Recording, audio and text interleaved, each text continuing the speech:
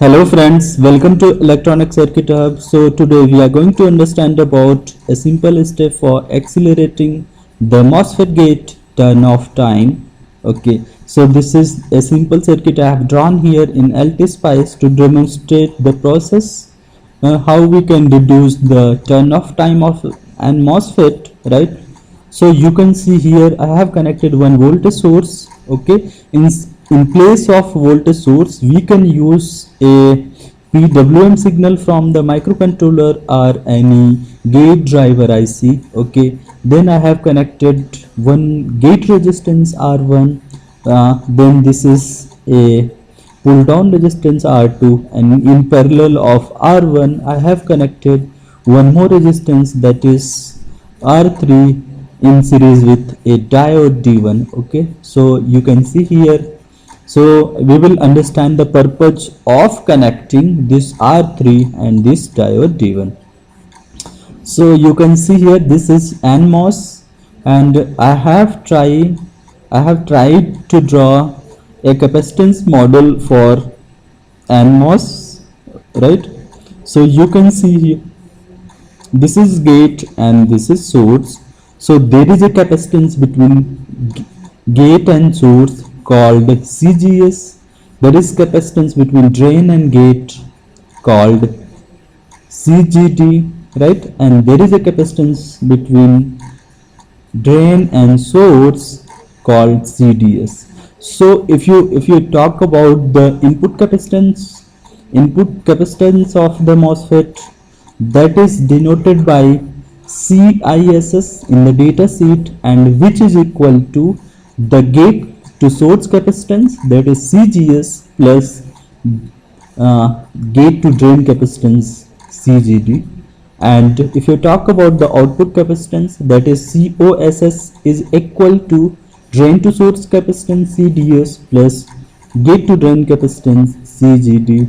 And this is input capacitance, this is output capacitance, and this is the transfer capacitance, which is denoted by CRSS equals to CGD. So if you go any MOSFET data sheet, surely you will find this capacitance, and you will find the value for this capacitance based on their specification. So let's say the CISS, it could be in the picofarad or some nanofarad, and same as COSS, it could be in nanofarad or picofarad, or same for this CRSS, it could be in picofarad value, right? So why I have explained the role of different capacitance, and the how this capacitance are being taken into account while you calculate the input capacitance, output capacitance, and transfer capacitance, right? So this capacitance stores some charge, that is called charge stored at MOSFET. So let's say the charge stored at gate to source is called QGS. This is also given in the MOSFET data sheet. The charge stored between this capacitor is called QGD, and the charge stored between this capacitor CDS is called QCDS. Okay, so you have to calculate the total gate charge of the MOSFET. So now let us understand what is the role of these capacitors in the MOSFET driving circuit. Okay, so if you're driving your MOSFET by using any frequency PWM signals, okay, any PWM signals, that means the MOSFET, this RC combination MOSFET has to this R combination of R1 and C3 has to meet the rise time of the MOSFET given in the data sheet, so, and the fall time of the MOSFET in the gate given in the data sheet, right? So what happens here, if you apply a high signal, a PWM high signal, at that time this gate to source capacitance or input capacitance of this MOSFET charges to its peak value, and this MOSFET get turns on. And when you apply low signal from here,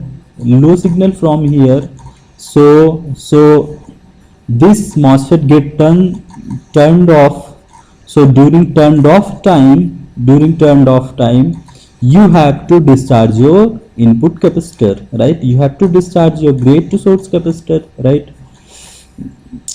CGS plus CGD here, you have to discharge your input capacitor. So how will you discharge your input capacitor? Very quickly, that is what we need to understand here. So the value for this R2 is very high. That may takes much time to discharge this input capacitor. So another way to do it, to have a fast discharge of your gate capacitor, is to add additional like additional resistor here, and along with this diode. So during turned off time, this diode observe higher potential, so it get turned on. So this path sees a very low impedance path, and with your driver input signal, hence your driver input signal is low. This capacitor discharges by using this path from here to here, here to here, here to here, and here to here.